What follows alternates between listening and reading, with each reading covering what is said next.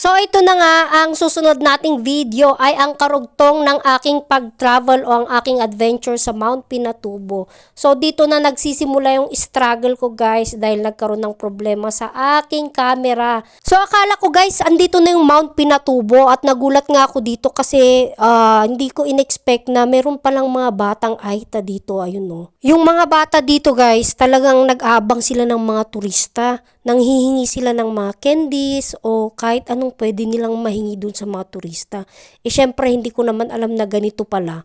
Di sana bumili man lang ako ng candies and cookies para may maibigay ako. Medyo nag-hesitate ako na kunan sila ng video guys kasi ewan ko ba, iniisip ko na baka mamaya may sabihin yung mga tao na ginagamit ko yung mga bata para magkaroon ako ng views. Parang ayoko naman na ma-judge ako ng ganun. So ayun nga guys, stop over lang yon dahil dito pa lang magsisimula ang mas intense naming pagbiyahe. At makikita nyo nga kami tumatawid sa mga ilog-ilog. Yung iba medyo malalim pa kaya medyo napapatingin ako sa gilid ko kasi nga umupo na ako sa harap dahil masyadong maalikabok yung daan guys.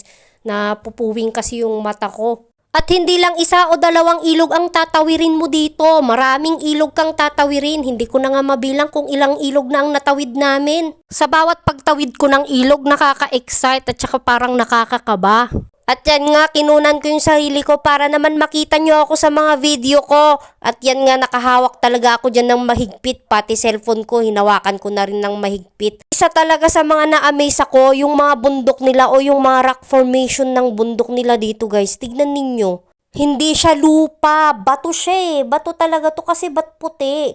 Tsaka tignan nyo, para siyang natibag na bato na tinubuan ng mga halaman na yan no. At nagawa ko nga siyang videohan ng malapitan. Ang ganda niya talaga. Hindi siya lupa, gawa siya sa bato o kaya lime. Para siyang lime na tinubuan ng halaman. Ganyan ang makikita mong klase ng bundok nila dito. Wala kang makikita na yung lupa siya. Ganyan, puro ganyan talaga yung bundok nila dito. Napapalibutan siya ng ganyan. Kaya makikita nyo napapalibutan talaga siya ng mga ganong klase ng bundok. Ang ganda. So wala pa tayo sa kalahati ng pagta-travel ko na to. Kaya abangan ang susunod na episode at wag nating kalimutang mag-follow. Kaya mag-New Year muna tayo guys. Happy New Year sa ating lahat. Thank you for watching. Bye-bye.